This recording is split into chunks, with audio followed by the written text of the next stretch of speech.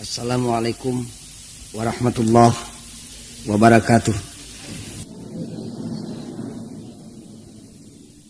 Bismillah, alhamdulillah, wassalatu wassalamu ala rasulillah wa ala alihi wa sahbihi wa mawalah. Ashhadu an la ilaha illallah wahdahu la syarikalah wa ashhadu anna muhammadan abduhu wa rasuluh. Allahumma ya wahidu ya ahadu ya wajidu ya jawad, salli wa sallim wa barik ala sayyidina Muhammad wa ala ali Muhammad fi kulli lamhatin wa nafasin bi'adadi ma'lumatillahi wa fuyudatihi wa amdadih. Kaum muslimin anu mulia, urang nyobi-nyobi ngabahas masalah masjid. Nuka hiji pangna ngabahas masjid di antara urang kaum muslimin seueurna anu teu sono ka masjid deh lantaran teu acan pati uninga kana pentingna masjid. Nuka dua pangna simkuring ngabahas masalah masjid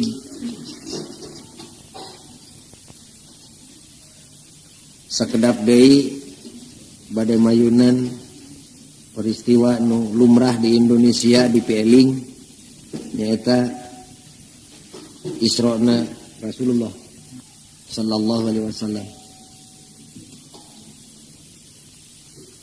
Nu katilu pangna simkuring ngabahas masjid. Alhamdulillah karesan ngajina di masjid. Hadirin kaum muslimin, sahajal mina nungaran muslim, mukmin, muslimat, mukminat nu teu uninga yen bakating ku pentingna masjid dugi ka dipopoyankeun dina Quran. Sanes berarti imah teu penting, tapi asa can pati kapenak dina Quran nu nyaritakeun masalah imah komo make dititip-titip ku Allah ka manusia. Tapi masjid mah boh ku Allah langsung atanapi ku Rasulna dibewarakeun bari dititipkeun ka manusia. Penting masjid. Bawaning ku pentingna masjid dugi ka Nabi ku anjeun pan diisrokeunana teh ti masjid ka masjid. Subhanalladzi asra bi 'abdihi lailam minal masjidil haram ilal masjidil aqsa. Padahal keur pangeran mundekna isrokeun nabina eueuh halangan naha beuteu ti istana ka istana. Keur pangeran teu heseueun dekna isrokeun nabina ti Indonesia ka Mekah. Tapi naha beut ti masjid ka masjid. Rahasia nama nyanggakeun kanu maha suci ngan kawasna bae hikmat nu kapendak dina wengi ieu mah bawaning ku penting masjid ngahaja dipopoyankeun dugi ka junjunan ge diisrokeunana ti masjid ka masjid. Cindak nama bisi umat akhir zaman nganggap enteng ka masjid. Da paburantakna jelema teh lantaran nganggap enteng ka masjid. Hiji tah. Nu kadua bawaning ku penting-pentingna masjid. Tapi ka Allah ku anjeun nguningakeun yen wangunan di alam dunya nu pangheula-heulana diwangun diadegeun ku Allah teh iwal ti masjid. Inna awwala baiti wudi'a lin-nasi lalladzi bi Bakkah. Geuning eta mah teu nyaritakeun masjid ukur nyaritakeun bait. Hal ieu dijelaskeun deui ku Nabi dina hadisna. Awwalu masjidin wudi'a fil ardi, ceuk Nabi, pangheula-heulana masjid nu diadegeun di bumi al Masjidul Haram. Summa al Masjidul Aqsa. Nu pangheula-heulana diadegeun masjid di alam dunya teh nyaeta Masjidil Haram. Nu kadua Masjidil Aqsa. Dua tah. Nu katilu bakating ku penting-pentingna masjid Nabi tepikan nembong-nembong ganjaran. Na ulah Pak Ghazali ganjaran di tembong-tembong sanes ulah. Da Quran ge seueur nembong-nembong ganjaran. Saeutik-saeutik ajrin karim. Saeutik ajrin karim kenging nemong-nemong ganjaran teh. Pek sing daraek salat sunat kieu ganjaranana teu doraka. Ngan ari payunun marurang kalih mah ganjaran teh tong pati ditembong-tembong teuing hariwang. Bisi ngagajleng nawa itu ibadahna tina lillahi taala kana jual beuli jeung pangeran. Eta hariwangna teh. Tapi sanajan kitu teu salah jelema nu nemong-nemong ganjaran. Bakating ku penting-pentingna masjid tapi ka ditemongkeun ganjaran. Cek Nabi sahanu salat di Masjidil Haram sarakaat. Nilaina sarua jeung 100.000 rakaat dibandingkeun jeung salat di Masjid Al Hidayah di Bandung. Sarakaat Bu 100.000. Lumawi mukmin muslim mukminat muslimat nu boga iman bari duitna teu hararese mah pan notog-notogeun maneh kajen notogeun ngarempageun galeng kajen nyoplokeun kongkorong hayang bisa ngalaksanakeun ibadah haji di samping hayang ngalaksanakeun pangundangna jeung panitahna Rabbul Alamin teh kabita ku pangbibita Nabi dumeh sarakaat teh jadi 100.000 rakaat. Lamun dina sarakaat aya takbir sakali 100.000 takbir. Saha di dieu nu geus kagungan takbir 100.000 kali. Masih ngepoe lebaran ge kawasna mal aya. Da komo ari di Bandung belah kulon mah di masjid dina maleman takbir teh ngaguruh di masjidna mah tepi ka subuh takbir teh. Di tempo mah eueuh jelemaan si oreng teh kaset we muntir. Di Bandung kulon mah ari di dieu kitu deui kitu. Nyanda dulurna urang kulon jeung urang dieu teh. Malah bejana di dia mati baheula kitu na teh. Satakbir 100.000 kali takbir. Lamun dina sarakaat aya Fatihah 100.000 kali Fatihah. Sakali ruku 100.000 kali ruku. Aya tahiyat, aya syahadat 100.000 kali syahadat. Aya salawat 100.000 kali salawat. Dina syahadat aya tahlil 100.000 kali tahlil. La ilaha illallah. Lamun sadinten sawengi salat di Masjidil Haram dinten sawengi pan 17 rakaat. Coba pangalikeun 17 rakaat kali 100.000. Coba. Sabarahaeun? 17 rakaat dilakukan kali 100.000. Sarakaat 100.000 kali 17 sabaraha 100.000 rakaateun. Kawasna bae lamun salat di Masjidil Haram sapoe sapeuting 17 rakaat dibandingkeun jeung salat di luar Masjidil Haram di Bandung misalnya dilakukan kurang leuwih 42 tahunan. Kurang leuwih. Sakali nyieun kahadean di Masjidil Haram sakali sodakoh sagelas cai 100.000 gelaseun kitu analogina. Sakali nulungan batur ngajak seuri atawa nungtun batur nu perlu ditungtun 100.000 kali nulungan batur. Ngan hanyakal nu kapena kusim kuring jamaah Indonesia sawarehna teuing setanna bedegul teuing. Duka teuing poho deui kana elmuna nyaeta da kemekahna pan rusuh teh. Datang ka ditu teh rata-rata nu teu poho teh lain amal solehna tapi nu saralahna. Marukan nu dilipat gandakeun 100.000 kali teh hadena wungkul da pangeran teu bodoh goreng patutna ge dilipat gandakeun 100.000. Sakali panon buncelik kami toha 100.000 kali buncelik. Sakali koret di Masjidil Haram 100.000 kali koret. Mangkaning jamaah Indonesia nu katempo duka nu henteu mah nu ti dieuna bager ge datang ka ditu mah ngadadak koret da. Sakali nubruk jelema hideung 100.000 kali nubruk jelema hideung. Sakali nyaritakeun batur ngupat kagorengan batur 100.000 kali ngupat. Numawi jelema nu boga ilmu mah Ibnu Abbas mufassir agung masih aya hubungan darah jeung Kangjeng Nabi.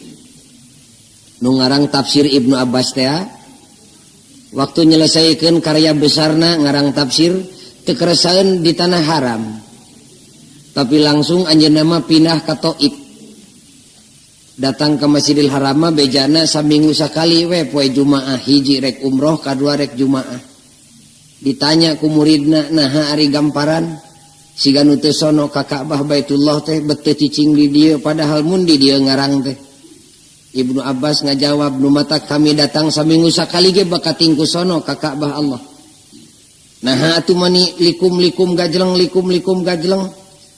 cik sing betah di Masjid Haram teh di dieu saminggu mah 2 minggu Ibnu Abbas nyaklakeun cisoca bari ngawaler kami nu matak nyieun gawe gede di luar tanah haram teh hariwang sieun nyieun kasalahan di Masjidil Haram sakali salah hariwang dilipet gandakeun 100.000 kali ku Maha Suci nu boga ilmu mah nya Bu ari jamaah urang mah pantes etik malah nunungwan duit murag di masjid duit batur bisi ieu nu bade ka Mekah dangdanan deui perhatikeun tah awas lain hadena wungkul nu dilipet gandakeun 100.000 teh tapi koretna ge dilipet gandakeun 100.000 kali naon tah Nabi make nemong-nemong ganjaran bakating ku penting-pentingna masjid bisi umat akhir zaman khususna nganggap enteng ka masjid penting di mana pokok jali masjid teh jawabanana gampil fid daroin masjid deh penting di 2 tempat penting di dunia penting di akhirat nah naon pentingna masjid patali jeung akhirat teh ieu nu kedah di Bandungan dihayati ku kaum ibu terutama nu sarepuh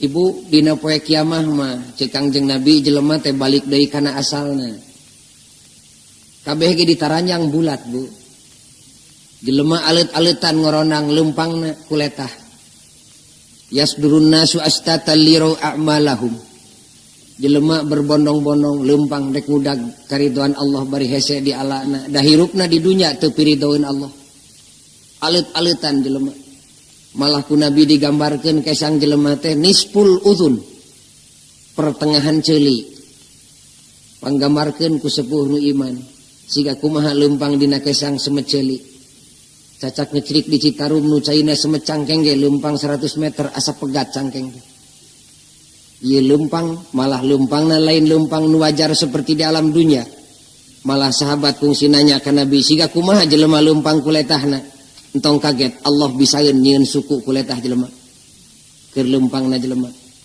engke bakal kaalaman ku jelema ngorondang lempangna sakedap ari kituna mah ceuk sapalih mah aya nu nyebutkeun 800 tahun malah aya nu nyebutkeun sakaul mah 1000 tahun ngalangsud Bu gigi began jantungna ningali video famay ya'mal mithqala dzarratin khairan yarah satungtung jarum kasayanana boh nu nemrak boh nu nyumput kasayan di alam dunia nu karasa atawa nu teu karasa ku ibu moal aya nu disumputkeun ku Allah ebreh ibu nangis ngagibeg jantung hanya kal teu loba nyieun kahadean di alam dunia brai deui videona wa may ya'mal mithqala dzarratin syarron yarahu ngagibeg jantungna nempo amal kajahatanana nu nemrak jeung nu nyumput nu karasa jeung nu teu karasa di alam dunia katingali sadayana ceuk ibu teh waktu keur ngora itu aing jeung bapa barudak katingali dihanapeun kersen atuh ceuk jelema jahat itu aing basa keur ngagajleng tina janela teh katempo aya kabeh teu aya nu disumputkeun barang nu goreng patutna rek era dek teu era jelema ngagibeg di dinya men tadi bere kesempatan balik deui ka alam dunia kajian saeutik ngan Allah teu mere kesempatan ngadangu keterangan kitu sahabat nangis ya Rasulullah kumaha abdi Kangjeng Nabi ngawaler antawisna teu kudu keung asal maneh boga cengcelengan we di alam dunia entong sieun naon margina Gusti sabab dina saat-saat nu genting kritis seperti kitu kabeh Nabi angkat tangan teu bisa mere bantuan kajaba hiji Nabi Muhammad boga syafaat uzma teh ari syafaat teh lain udageun jelema anu teu boga modal ti dieu da piraku make diauran syafaat ku Kangjeng Nabi ari teu sapagodos mah jeung Nabi di dieu. Kumaha atuh gamparan abdi tong keung cek Nabi sabab dina saat nu genting kritis seperti kitu Allah Rabbul Alamin nyieun payung nu agung injemkeuneun ka manusia. Manusia nu dibere nginjem payung ku Allah mah batur kekerbekan dina kesang bari panon poe duka sabaraha jengkal teh si eta mah lenggang kangkung we ngeunah. Ngeunah we kudu geus ka Mekah maka kabayangkeun kira-kira teh saeutik jelema di Arfah keluar tina kemah kasorot ku panon poe ngajengkang harita keneh tapi teh saeutik jelema nu dibuligir make baju ihram lenggang kangkung we teu karasa panasna. Ka jelema nu make payung agung dina poe kiamah batur ngap-ngapan manehna mah ngeunah we mun kongang mah heheotan mun di alam dunya mah. Ngan eta payung teh boro-boro kadeungeun-deungeun ka anak nu meunang ngaheujeunkeun ge teu bisa dibikeun. Gusti pun anak watir bari sina ngiring-ngiuhan dina payung abdi teu idin ceuk pangeran bongan anak maneh di alam dunya teu sagelombang jeung maneh anak maneh keur anak maneh keur maneh ngeunah nu meunang payung. Saha Rasulullah jalmi nu bakal kenging payung dina poe kiamah teh loba cek Nabi di antawisna saha warajulun qalbuhu muallakun bil masajid. Pan ieu teh keur nyaritakeun masjid geus sejenna mah tong dicaritakeun nu patali jeung masjid we. Lalaki disebut nama tangtuna ge sareng kaum ibu. Bisi sirikeun awewe urang sebut jelema we nya. Jelema nu mana nu bakal dibere nginjem payung dina poe kiamah teh nu dina atina kajeun satungtung jarum aya kacintaan ka masjid. Cinta ka masjid teh. Ngulik ta jelema nu cinta ka masjid seperti kitu ulah alit mana boga cengklengan pepeuskeunun di payunan keagungan Allah eusina tukeurkeunun kana payung nu agung. Jadi ditingali tina keterangan nu ieu pentingna masjid patali jeung akhirat teh minangka cengklengan ceuk basa marurang kali ayeuna mah minangka bank deposit eusina tukeurkeunun kana payung nu agung keur ngiuhan dina poe kiamah. Cinta ka masjid loba kasim kuring nu sasang kontan da abdi ge lain teu cinta pagojali ka masjid teh namana keur mika cintana liuk eueuh ragap taya ceuk sim kuring ulah simut hiris tai ka hulu-hulu bodoh teh kabina-bina beakeun ku sorangan da keur ngudag karidhoan Allah teh lain ku duit wungkul lain ku ilmu wungkul lain ku pangkat wungkul ku bodoh ge jeung ku miskin ridho Allah mah bisa dibeli. Cinta ka masjid lain kedah ku duit wungkul ku sagala ge bisa dibeli. Paling henteu cinta ka masjid teh atuh sarua-sarua jeung ka bumi ku anjeun masing-masing. Ngaran jelema waras saha jelema anu teu cinta ka masjid. Nu teu cinta ka imah. Gebret hujan pan ngagibeg bapana teang kapara bisi hujan. Mun sakalian pengkolkeun sakantenan bapana pilari ka masjid bisi di masjid bocor. Cinta ta jelema ka masjid sok aya nu kitu di antawis ibu urang angkan mengpeng di masjid bu ngarah ka asup tobat mani embung disebut boga dosa di harapan batur kontan aku ngarah robah da jelema nu teu masa salamat tara make jeung mau hayang menta pangampura dan usok menta hampura teh jelema nu rumah salah aya nu ka Mekah bareng jeung sim kuring gering teh ka Mekah teh ripuh nanaonnya ari dosa ibu kitu pokna teh. Sakitu geus dicepret ku pangeran masih kene teu masa dosa. Panto molongo pan ka imah mah cinta. Ujang tutupkeun panto bisi hayam asup. Sakaligus nu cinta ka masjid mah sakantenan ujang parios ka masjid bisi DKM pohon nutupkeun panto bisi aya hayam asup cinta ka masjid. Teu kudu make modal ta mah.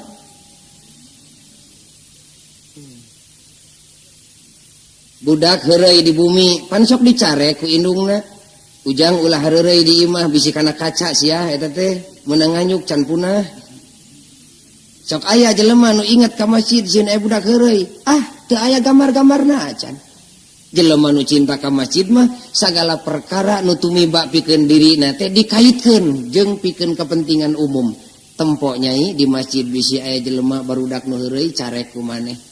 Cinta ke masjid. Meuli kursi di bumi, alhamdulillah Gusti. Zaman perang mah abdi teh diuk teh dina samak. Dina jojodog ari geus merdeka, alhamdulillah bet kabeli kursi harga tengahan juta. Nyeri ati bapana urang teh sieun Pangeran Benu manican ngajaran maledogeun duit seperak-perak acan keur meuli samak di masjid. Lain di Masjid Al Hidayah di dieu mah karpetna ge bungsuna di Mekah ya mah. Nya ari disebut sarua mah piraku nya bungsuna we ieu mah. Tapi sing jadi emutan masjid nu ibu teu kungsi ngilu ngamanfaatkeun. Da panghade-hadena nyumbang ka masjid nu urang tarang ngilu salat di dinya. Eta mah sabab teu aya interest pribadi. Pan urang mah ari datang mah ti kampung nu minta sumbangan masjid nu matak jang di dieu ge can anggeus ulah kitu basana ari mal mere mah.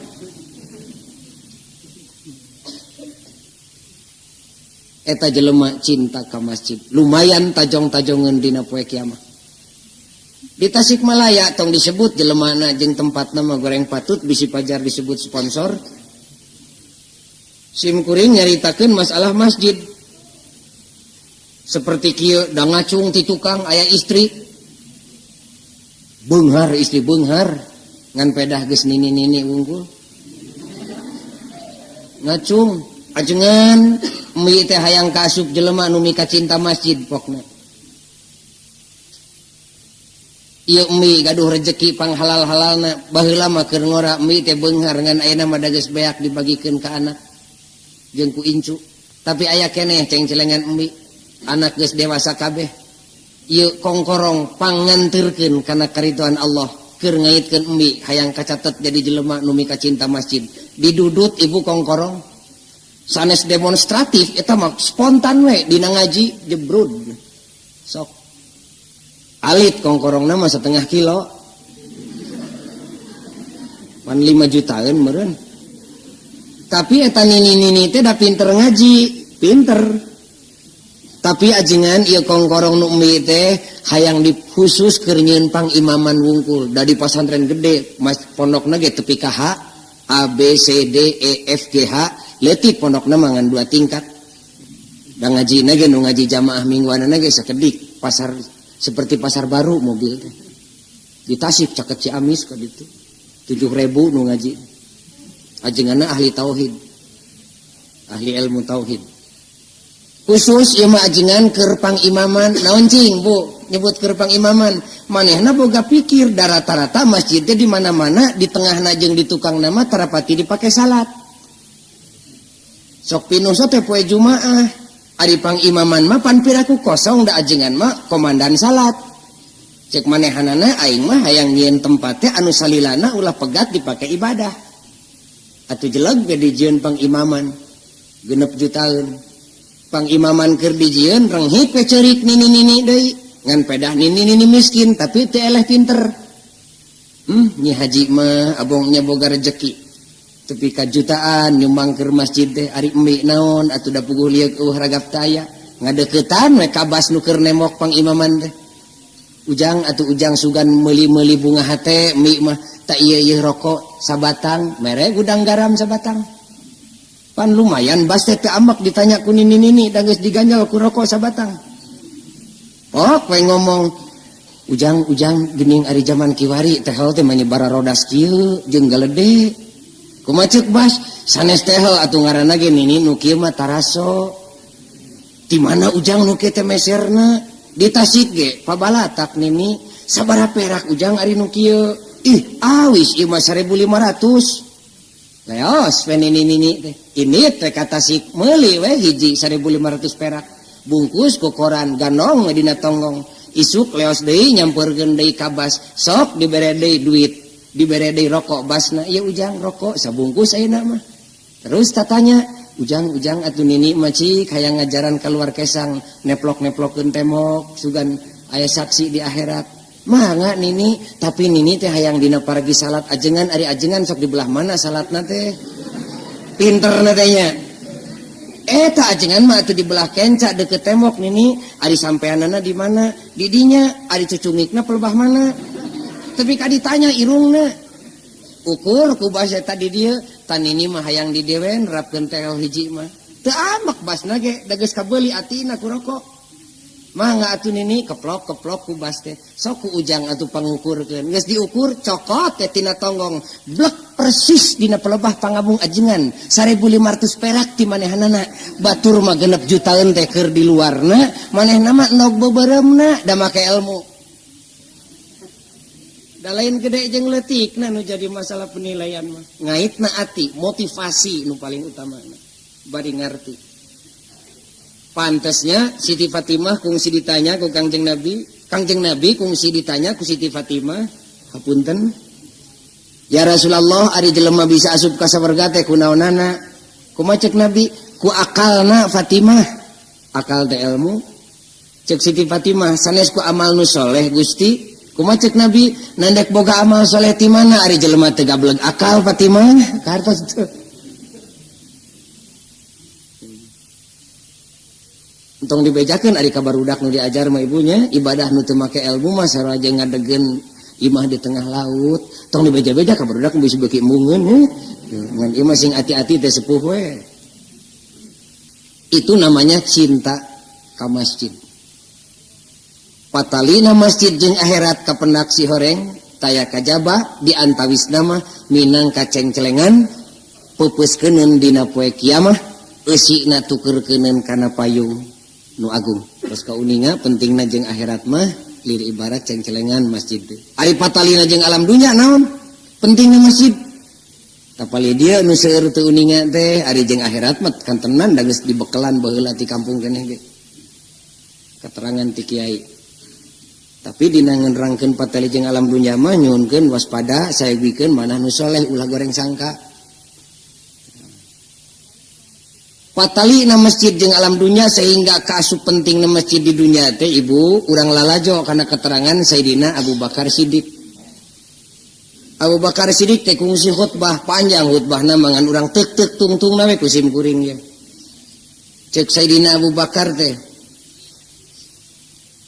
innakumul yauma ala khilafati nubuwah ujug-ujug kitu we sasauranana teh wa mafraqi mahajjah urang sundakeun ngarah ka harti ku sararea anjeun teh ayeuna mah keur suka bunga da anjeun keur cicing keur aya keur hirup dina generasi sahabat kanabian sok sanajan nabi geus teh aya di kieuna tapi keur diasuh ku kami sahabat nabi tapi sanajan kitu ceuk Abu Bakar sing carincing pageuh kancing sabab wasatarauna ba'di engke mah sabada sahabat nabi bersih kabeh anjeun sorangan atawa anak incu anjeun nu bakal datang bakal nempok ku panon anjeun sorangan mulkan adudon di jagat kagungan Allah teh ibu hese neangan sajengkal-jengkal acan alam nu aman teu aman kabeh sajagat bagi beg sahabat naon margina kitu Amirul Mukminin manita aman babarengan teh Abu Bakar ngawaler nu jadi sabab pokok nama malikan anudan sabab raja-rajana watokna sarua kabeh tareus ati hese diajak bener ari diajak bener teh lain atoh ngalah ngewa kanu ngajakna cek sahabat Gusti kapan negeri jeung raja teh papayung agung pikeun nyalindung abdina ari ieu negeri na teu aman kabeh rajana kitu sadaya kumaha atuh kajadianana Abu Bakar ngajawab deui wa ummatan syia'an anjeun atawa anak incu anjeun nu bakal datang bakal nempok ku panon anjeun sorangan dina waktu eta mah umat manusia teh sarua adatna hese diatur bedegong luar biasa kaharti murenya indung bapana kitu pira ku anakna make leuwih ti kitu umat manusia teh bedegong hese diatur di mana dicarek karena picilakaeun teu boleh ngalawan di mana ngalawan teu boleh diganjel ku dalil ulah kaget dina waktu eta mah kamaling-maling teu boleh didalilan ujang cek indungna teh ulah ka kidul cilaka ismoal emak pan ieu ayat Qur'an nah ari maneh kalah ngaler eta teh bahaya henteu emak pan ieu hadisna nah bet ngulon atuh ujang ari emak pan ieu kaul ulamana nah atuh ujang bet ngawetan eta teh kawetan mah pirugian ujang henteu pan ieu matematikana Sagala rupa tuh oleh didalilan. Ari geus kitu kumaha tuh Gusti? Abu Bakar ngawaler deui. Wadaman mubahan. Anjeun atawa anak incu anjeun nu bakal datang bakal ngalaman atawa nempok ku panonna sorangan. Dina waktu eta mah getih jelema teh cluk-clak di mana-mana leuwih murah tinimbang getihna satu hewan. Saeutik-saeutik tumpah darah. Tukang dagang perebut langanan teu saeutik tepi katega megatkeun nyawa batur.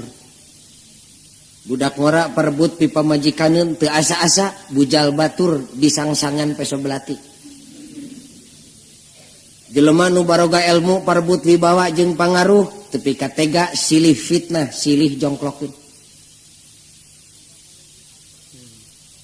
Nu boga kalungguhan perebut martabat jeung jabatan silih fitnah silih cilakakeun. Perebut pangkat, perebut jabatan, perebut wibawa, perebut dahareun. Saeutik-saeutik teu oleh ngocorkeun getih. Di padesaan usum halodo perebut cai gelung pacul nyangsang dina sirah batur. Wadaman mubahan. Iya Gusti eta alam teh bade kituna cek Abu Bakar teuing ari waktuna nu pasti mah kami teh nyaho ngan nabi we kitu dadawuhna sedengkeun ari dawuhan nabi mustahil bohongna sing waspada we anjeun da waktuna teu tangtu. Atuh abdi sieun kabolosan ari teu puguh waktuna mah. Cek Abu Bakar moal kabolosan asal maneh we panonna jeli tempo kana ciri-cirina. Nah aya ciri-cirina alam bakal tepi kadinya lain aya loba. Ngan nuku kami diceritakeun mah leuwih ti 3. Naon cirina alam dek tepi kapal badinya teh?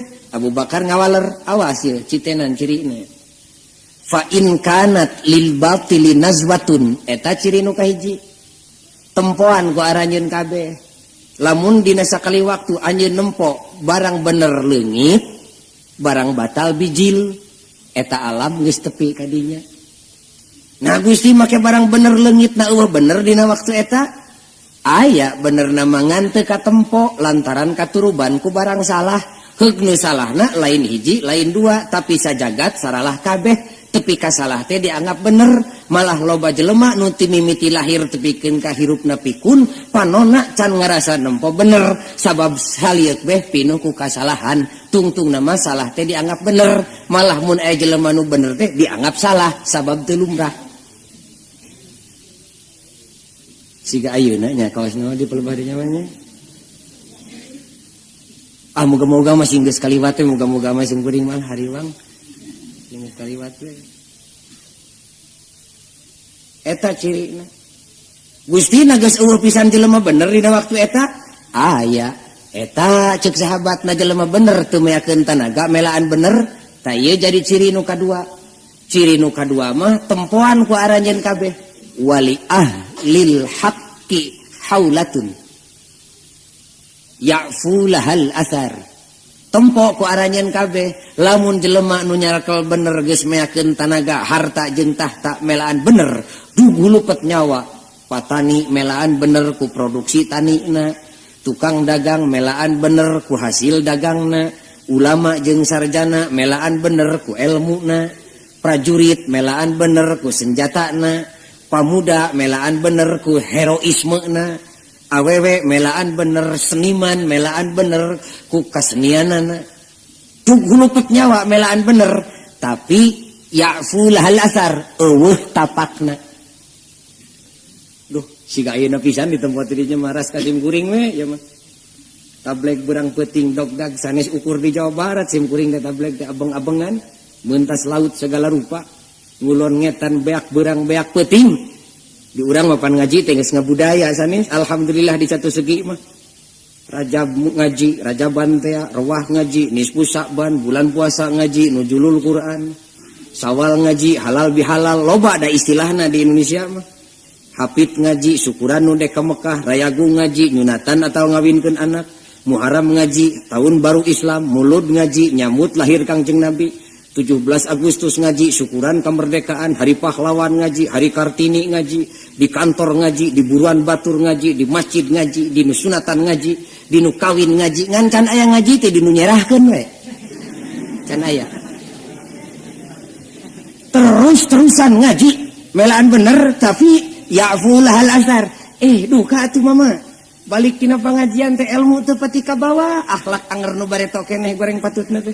Nu koret anger koretna gitu. Nu tukang ngomongkeun batur anger ngomongkeun baturna. Malah ari kaum ibu di belah kulon mah ku kapun bojo we kungsi dicarek. Nah ari ngomongkeun batur teh asa amis-amis teuing. Da abdi mah teu nyaritakeun kasalahan batur sameunit teh ateul kana bibir teh pokna teh.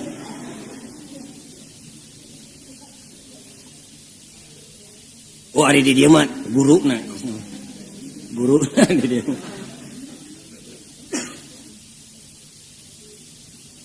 Asa ayeuna ari di tempat didinya mah nya. Teu aya tapatna. Ciri nu katilu mah malah lain wungkul eueuh tapakna. Naon atuh? Ciri nu katilu ya awas. Wa yamutulahal khair. Barang bener hiji-hijieun ge lain salamet kalah katambah ruksak kaidek kuno melaan. Naudzubillahi min dzalik. Muga-muga sim kuring jeung para ibu para bapak ulah kaasup jelema nu melaan bener tapi ngidek bener. Naudzubillah rugi 7 kali ibu. Tablek ceceleuweungan cacalawakan lain bener nu salamet tapi kalah ngidek bener. Naudzubillah. Gusti salametkeun abdi Gusti jeung generasi nu bakal datang. Tapi dah sudatullah pasti jadina kitu. Ciri nu katilu mah jelema melaan bener, lain bener anu salamet, malah barang bener hiji-hijieun ge kaidek ruksak kuno melaan. Nini alet-aletan ka sawah di kampung rek ngaramet mersihan jukut nu ngaruksak pare, lain jukut nu bersih, lain pare nu salamet, pare satangkal-tangkaleun ge kala karuntuh kaidek kuno ngaramet. Tukang cukur ati-ati pisan rek nektek buuk nu ngarogokan kana ceuli tepi ka ateul, lain buuk nu pantes ka deuleuna kala ka sapat ceulina. Sapatu rek ngahargaan suku supaya teu kacugak bari pantes ka deuleuna, kala ka suku jadi bareuh kadempet sapatu. Silakan. Hayuang kitu. Curik deui wae sahabat Gusti ari geus kitu kedah kumaha atuh abdi? Tong keung cek Abu Bakar. Lamun alam geus tepi ka dinya, buru-buru aranjeun kabeh. Gerang ngungsi. Ngungsi ka mana atuh? Kapan alamna ge ceuk gamparan teu aman kabeh? Aya 3 tempat pangungsian aranjeun. Anu ku pangeran diamankeun. Nagri mana Gusti? Jauh-jauh teuing make jeung lalajo nagri. Di pipir imah anjeun ge aya. Ngungsi ka mana atuh? Hiji. Awas ye pangungsianana. Di mana alam geus genting tepi ka pelbadinya, geuwat gerang ngungsi. Ka mana ngungsina? Nu kahiji fal jimul masjid. Itu pan keur nyaritakeun masjid, tetep ka masjid nguriling lagi. Buru-buru aranjeun kabeh geura lumpat ka masjid, nyuuh nyalindung di masjid, nyumput di masjid, ngungsi ka masjid. Jelema nu ngungsi ka masjid dina saat genting nu teu bisa diungkulan ku akal jelema bakal disalametkeun ku Allah. Kapan aku nya di dinya mah geuningan si horeng penting na masjid patali jeung akhirat teh di patalina jeung alam dunya teh minangka bewak. Patali jeung akhirat mah minangka cengcelengan. Patali jeung alam dunya minangka bewak. Pikeun pangungsian panyumputan dina saat-saat nu genting nu hese diungkulan ku akal jelema. Ngungsi ka masjid cenah zaman genting pagojali bari leumpang ngoronang nyunyuhun kasur butut nu pinuh ku cikih budak teh. Lain kitu kuduna. Kumaha atuh ngungsi ka masjid teh? Aya nu nanya ka sim kuring. Ngungsi ka masjid boga naon bae rupa nu patali jeung kahirupan geuwat bawa ka masjid. Boga susah bapak jeung ibu bawa ka masjid. Anak gering laporkeun ka Allah jeung ka jamaah masjid di masjid. Pan biasa sok numpuk dina mimbar teh geuning nu minta doa. Pun anak nu di rumah sakit berkah doana geleger dipimpin ku DKM. Salah teu salah kitu kuduna. Kedepruk laporan ke Allah bebeja ka jamaah nu aya di masjid. Rugi dagang laporkeun ka DKM supaya diumumkeun ka umum. Laporkeun ka Allah, ya Rabbana abdi rugi dagang. Tungtung susah teh kapan paeh boga mayit ge ulah salah bawa ka masjid. Sagala kasusah boga gering bawa ke masjid, rugi dagang bawa ke masjid, anak dek ujian bawa ke masjid, bangke ge bawa ke masjid. Ngan susahna urang mah tepi ka ieu waktu karek pinter mamawa susah ke masjid. Datara aya jelema nu ngalaporkeun bungah di masjid. Arewos ka ajengan. Duka ari di kota mangan di desa mah rata-rata kitu. Abdi teh ajengan nuju rugi. Seueur ti utang tagihaneun di luar ngan macet. Parantos aya genep bulan cek 2000 ge mundur genep tahun. Ka ajengan teh ari geus kitu ceuk ajengan berkah doana. Ti sadayana jamaah sugan we di antara 1000 jelema hiji mah aya nu dikabulkeun. Geleger ajengan ngokojoan. Kadepruk sujud ka Allah bebeja. Gusti muga-muga sing saroleh mayar ka abdi. Salah teh teu salah. Nu mana nu salahna? Pleng we teh nolol-nolol deui ka masjid teh. Gok we jeung kiai na papanggih di jalan. Syukur ujang kumaha geus beres geus malayar hutang nu di luar teh. Beak deui ayeuna mah. Teu ecregna teh. Jadi karek pinter mamawa susah ka masjid teh encan bisa mamawa bunga. Jadi tepi ka ieu waktu mah masjid teh karek ngarupakeun terminal susah encan jadi terminal bunga. Ngungsi ke masjid teh kudu bisa memfungsikan masjid sebagai terminal susah dan terminal bunga. Rugi dagang laporkeun ka Allah jeung ka jamaah di masjid, untung dagang laporkeun ka Allah jeung ka jamaah di masjid. Boga susah laporan, boga bunga laporan. Eta salahna urang nu matak teu karasa oge betahna jeung ngeunahna cicing di masjid. Simkuring keur ngaji di Bandung Utara. Sok disebat Bandung elit geuning nya ku Bandung belah kidul mah. Ayeuna masih orang nu elit lain utara wae Saledri ge termasuk elit geuningan. Ayeuna mah elit di Saledri ge masjidna sae imahna sarae ari eusina mah biasa we di mana-mana ge zaman kieu masih ka rumah sakit. Pan rumah sakit teh bangunan panghade-hadena ngan di jerona nu sakarat wungkul kitu nya. Bumi mah malentereng di mana-mana ge ngan aya eusina mah pan sing hararegung susah lain kabeh ge. Dan nu hadir di dieu ge ari 80% mah teh beungeut susah wungkul kabeh ge itu.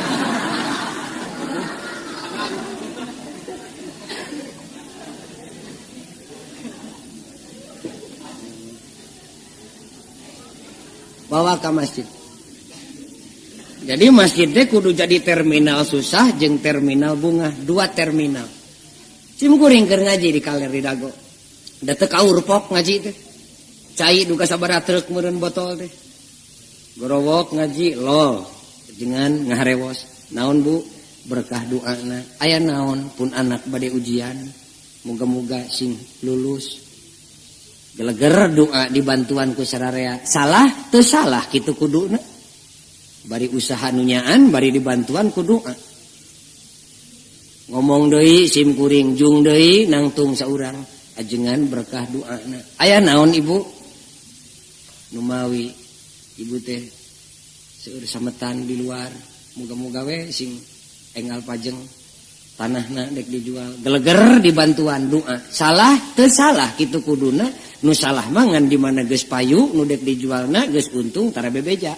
Malah datang nu moal map ti masjid depan panto ngadadak ditutupkeun. Gardeng-gardeng tutupkeun eueuh kitu emak mah bejakeun pan kitu. Kurunyung deui nangtung saurang. Naon itu Ibu? Ibu teh gaduh pun anak da teu goreng-goreng teuing umurna geus 30 tahun tapi can aya budak lalaki salol acan. Geleger doa. Salah teu salah. Nu salah mah di mana geus boga salaki teu hayang jadi ahli masjid. Kurunyung deui saurang. Naon Ibu? Nu mawi Ibu teh musibat.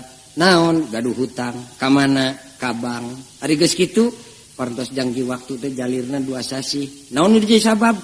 Bapana barudak udur, ibu teh gaduh artos hariwang nyita bang. Ari geus kitu berkah doana supaya kumaha muga-muga we catatanana di bang sing dihakan beurit. Tapi kadipaksa kiai kudu jadi garong ku jelema zaman kiwari. Eta mah pibendueun Allah kabeh da ka masjid teh karek pinter mamawa susah can bisa mamawa bunga. Nu ngungsi ka masjid mah boga susah bawa ka masjid, boga bunga bawa ka masjid. Da ieu mah pan mayit teh nu dibawa ka masjid teh ngawinkeun anak mah da saha jelemanan wayang di masjid.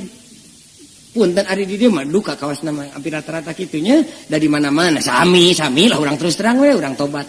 Teu pati hayang barudak urang anu ayeuna mah dikawin di masjid teh mung naon cinta teh pangna mung kawin di masjid teh atuh dah harerese ngalaan sepatu ke masjid teh mangkani hayang disuting ku video segala macem mung da kawin di masjid teh sim kuring dan can kolot-kolot teuing teh karek 50 tahun kurang saeutik umur teh jadi kungsi ngalaman zaman baheula di kota Bandung masjid nu representatif teh aya 2 baheula teh hiji Masjid Agung 2 Cipaganti da ti Cimahi ge ti Cigonewah kampung da kawin teh di Masjid Agung atawa ti Lembang di Cipaganti kawin teh make delman jelema baheula mah ibu mah langkung ngalaman buah ibu kokojona baheula make delman ti tongoh di dangdanan duh nu Islamna make maca sholawat dina delman teh murang kali ayeuna mah pamuda teu bisa menghayati da teu kungsi ngalaman di dangdanan awewena di make up ngan lain make up cara ayeuna baheula mah tina sarerang kawung we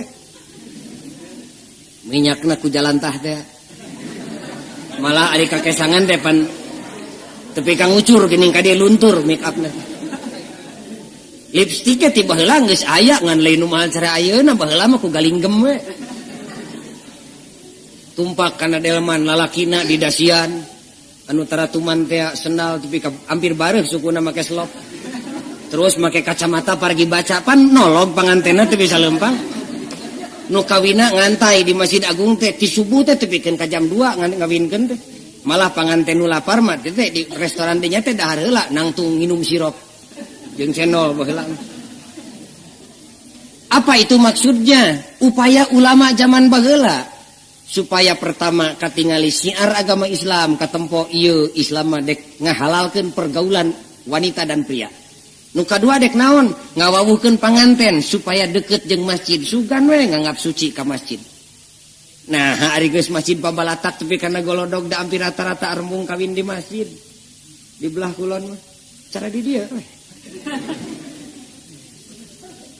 itu ngungsi ka masjid pangungsian nu kadua cek Abu Bakar di mana alam geus genting seperti tadi teh ya wastasirul Quran gewat aranjeun kabeh geura sosonoan deui jeung Quran geura sosobatan deui jeung Quran boga susah tanyakeun kana Quran boga bungah ajak ngomong Quran susah tanya Quran bakal ngajawab geura teh Quran mun ditaros nah Quran abdi teh bet kieu teuing pun anak teh mani bedegong ka bina-bina ari geus boga rezeki bapana ge tara aya di imah naon sababna ieu teh Quran ngajawab innama amwalukum wa auladukum fitnah anak anjeun jeung harta anjeun teh kabeh ge men tanggung jawab anjeun teh lain kafakiran wungkul nu bakal nyelakakeun anjeun di dunia jeung di akhirat teh rezeki ge bakal nyelakakeun anjeun eta teh lamun anjeun teu waspada mah grapek tanya Quran naon Quran ieu teh bet gendeng-gendeng kieu geuning ceuk nu palalinter mah make aya resesi dunia segala macem naon ieu teh susah resesi teh duit loba tapi barang beuli 5.000 teh pan kaum ibu di dapur ayeuna mah 5.000 teh da geus nyingsat halisna teh teu cukup teh bapana sakieu teh nah bet kieu tanya Quran grapek ngajawab wala nabluwannakum bi syai'im minal khauf wal ju' wa naqsim minal amwal cek Allah sekali waktu kami bakal nyen resesi nu di luar perhitungan manusia. Dasa bener nama ibu kaum pemuda dina abad modern seperti ayeuna di dunia tidak perlu terjadi resesi. Abad modern sagala geus maha komputer. Baheula mah init ka Mekah 40 poe ayeuna mah 8 jam tepi. Baheula mah negeri jeung negeri teu warawuh da ayeuna mah aya iketan-iketan, aya iketan nu sifatna nasional, aya nu regional, aya nu internasional. Tentara diikat, sipil diikat, ikatan dagang, ikatan tani, ikatan lacur ge aya ayeuna. Segala macam serba komputer, spare part hidup cukup. Sesungguhnya tidak perlu terjadi. Tetapi kenapa terjadi? Apa? Tidak tahu, itu urusan ahli ekonomi. Tapi mau ditanya karena Quran nggak jawab. Eueuh barokah Allah Rabbul Alamin.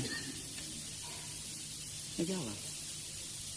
Aya kasim kuring nu salang sontang nu mata Quran teh diajak ngomong ku abdi mah pagojali teu daekeun disada. Cicing wae. Cek sim kuring atuh da bedana jeung piriwit. Peluit disada teh piriwit lamun ditiup. Nu mata ku abdi ditiup ge teh disada, marane we huntuan. Ari niup piriwit teu make huntu mah tinimang disada mah bijil ciduh tah mah. ngajak ngomong karena Quran bari teu apal luk-lukna acan mah tidak da moal disada dina disadana ge hariwang nyilakakeun batur ka ditu. Ari geus kitu kudu kumaha atuh abdi? Atuh da mah universal. Teu nyaho kana hartina ge sosobatan jeung Quran, baca lafadna. Bari iman, ibadah teh ge. Sok loba jelema nu bakat tingku keheul meureunnya kalepasan sasauran ari Quran dibaca lafadna unggul teh nyaho hartina mah cara monyet ngagugulung kalapa we. Ulah kitu-kitu teuing. Boro-boro macana ngadengekeunana ge geus ibadah ari make iman mah. Baca Quran. Nu matak teu bisa maca, dengekeun we ari teu bisa maca mah. Ulah cara kejadian aya santri simkuring di pondok di rorompok. Santri anyar unggal tadarus bulan puasa ngan lumpat we geus tarawih dek tadarus lumpat. Tarawih tadarus lumpat. Tewak we sakali mah ku beribadah citena siling teh unggal dek tadarus lumpat euy. Nu mawi abdi teh isin teh tiasa maca Quran. Nah tadi ajar ku bapa maneh sami teu becusna pokona teh. Itu sami teu becusna teh. Kecuali nu henteu naudzubillah min dzalik. Hadirin kaum muslimin, pangungsian anu terakhir mah wa'tasimu bitta'ah. Geuwat geura paheyeuk-heyeuk leungeun deui di antara aranjeun kabeh silih tuntun dina jalan anu dipikaridho ku Allah. Silih geuing silih carek bisi baraya ti jongklok kana kasalahan. Anjeun teh nu boga ilmu sing bisa bertindak salaku sirojam muniro, sing jadi lampu nu bisa nyaangan keur diri anjeun jeung bisa nyaangan keur barayana. Baraya salah tuduhkeun, baraya lapar huapan, baraya kalangsu dibedol dituduhkeun kana jalan anu dibenereun. Tangtu berbicara tentang nuduhkeun harus berbicara pula tentang metodologi teknis jeung taktisna. Eta mah sanes kasempatan ku simkuring urang uraykeun deui. Dina kasempatan ayeuna mah tong panjang-panjang teuing si horeng. Kitu pentingna masjid patali jeung akhirat minangka cengcelengan, pentingna masjid patali jeung alam dunya taya kajaba minangka bewak. Atuh masjid di alam dunya anu karaos ku urang ayeuna karek mangrupakeun terminal susah, tempat mawa bangke we ka masjid teh. Ari mawa bunga mah tarapati tiasa. Ieu urayan simkuring teh teu berlaku keur masjid nu geus teu kitu ngan generally usually ieu mah ditingali tina pada umumna. Lamun umat Islam geus bisa ngagunakeun masjid sesuai sareng peran jeung fungsina dina abad ayeuna khususna, insyaallah bakal terselamat tina sagala bencana jeung malapetaka anu bakal sareng anu nuju dongkap. Umargi sakitu kaum muslimin kapayunan para DKM urayana simkuring ngabahas masalah masjid teu paos-paos, sakadar catatan mangga catet ku kaum ibu ngamakmurkeun masjid sareng sajabana. Lengkapna mah tinggalian we Quran surat At-Taubah ayat 107, At-Taubah ayat 17, At-Taubah ayat 18. Urang ngamakmurkeun masjid. Sadayana oge parantos siap ngamakmurkeun masjid namung patali sareng masalah motivasina anu ulah lali. Motivasi ngamakmurkeun masjid, motivasi mencintai masjid daya kajaba sakumaha anu kaunggal dina surat At-Taubah ayat 18. Sanes naon-naon ngamakmurkeun masjid teh. Cinta ka masjid teh sanes naon-naon iwalti walam yakhsha illallah. Iwalti ajrih isin sieun ku Allah. Innama ya'muru masajidallah man amana billahi wal yaumil akhir. Urang hadir di dieu lantaran amana billah wal yaumil akhir. Lantaran iman ke Allah, iman kana poe kiamah, bakal dilawungkeun teh. Urang nyumbang ka masjid taya kajaba iwal timan amana billah wal yaumil akhir. Urang salat oge lantaran man amana billah wal yaumil akhir. Urang paeh poso ngeusian jeung ngamakmurkeun masjid ngabelaan masjid ku lahir jeung ku batin iwal timan amana billahi wal yaumil akhir. Pangna sagala disudutkeun ka Allah teh lantaran walam yakhsha illallah. Teu aya deui nu dipikasieun lahir batin iwalti Allah Rabbul Alamin. Tapi mangkade disebutkeun dina surat Taubah ayat 17, maka nalil musyrikina ayyamuru masajidallah. Jelema anu geus tetela musyrikna bari terang-terangan kuring musyrik nu kitu teu pantes pikeun ngamakmurkeun masjid, malah ulah ngamakmurkeun masjid. Di mana masjid parantos makmur waspada terutami ka para jamaah masjid di dieu. Awas diancam deui diberi atensi ku nu maha suci dina surat At-Taubah 107 bisa ge dengan masjid anu makmur bari pinuh ku kariduan Allah teh aya deui masjid nu disebut masjid diror. Masjid diror di mana masjid aya nu diror hartosna diror teh tandingan tangtu setiap masjid aya jamaahna waspada bisi aya jamaah diror. Jamaah anu di masjid tadi semata-mata isin ku Allah dek kumereb ka Allah, jamaah anu diadegan di masjid diror lain isin jeung ajrih ku Allah, lain iman ka Allah tapi semata-mata hariwang malah kitu cek Allah eta teh pikeun ngalemahkeun jamaah anu memang isin ku Allah Subhanahu wa taala.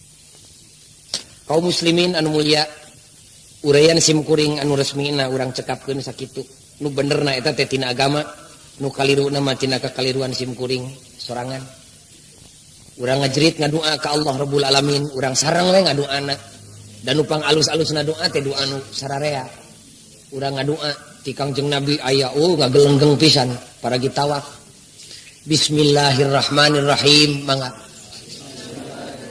Allahumma inni as'aluka imanan kamila wa yaqinan shadiqa wa qalban khasi'a wa lisanan dzakira wa rizqan wasi'a wa halalan tayyiba wa taubatan nasuha wa taubatan qoblal maut wa rahmatan indal maut wa maghfiratan wa rahmatan ba'dal maut wal afwa indal hisab wal fauza bil jannah wan najata minan nar birahmatika ya azizu ya ghaffar rabbi zidni ilma wa alhiqni bis salihin. Rabbana atina fid dunya hasanah wa fil akhirati hasanah wa qina adzabannar. Wassalamu alaikum warahmatullahi wabarakatuh.